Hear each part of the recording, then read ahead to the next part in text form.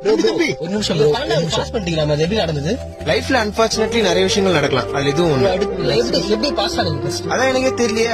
தெரிஞ்சிருந்தா நீங்க கேட்கறதுக்கு முன்னாடி சொல்லிருக்க மாட்டேன். சில விஷயங்கள் தெரியாம இருக்கிறது நல்லதுதான். உலகத்துல 7 விதமான அதிசயங்கள் இருக்குன்னு சொல்லுவாங்க.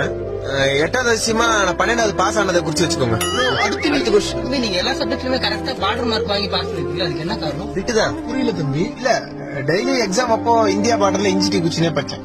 அதனாலதான் 12th எக்ஸாம்ல பார்டர் மார்க் வாங்கி பாஸ் ஆயிருக்கேன். இந்த பார்டருக்கு அந்த பார்டர் தான் காரணம். அடுத்த கேள்வி. எப்படியா 12வது பாஸ் பண்ணிட்டீங்க? அடுத்து என்ன பிளான்? அடுத்து என் 12th புக் எல்லாம் எடுத்துட்டு போயிட்டு கைலாங்கல்ல போடணும். அந்த காசை வச்சு பொன்னியின் செல்வன் படத்துக்கு போலான்னு இருக்கேன். உதவியை பாக்க. அடுத்து நீங்க நீட் எழுதி டாக்டருக்கு படிக்க போறதா ஊர் சில வதந்திகள் பரவிட்டு இருக்கு, அதை பத்தி நீங்க என்ன நினைக்கிறீங்க? நீங்களே சொல்லிட்டீங்களே வதந்தீங்க. இல்ல ப்ரோ, நீங்க இல்ல நான் இது வரைக்கும் நோட் எடுத்தே எழுதுல. இதுல நீட் வேற எழுதணுமா? கண்டிப்பா சொன்ன ஒரு பைத்தியமா இருப்பா. இதை நம்பரும் ஒரு சைக்கோவா இருப்பா. நீ சைக்கோவா?